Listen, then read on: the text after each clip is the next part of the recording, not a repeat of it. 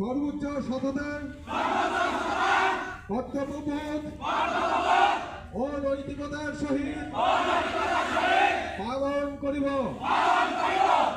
হে স্রষ্টা, আমাকে শক্তি দিন, আমি যেন আবার ব্যক্তিগত সম্মান ও এই দেশের সম্মান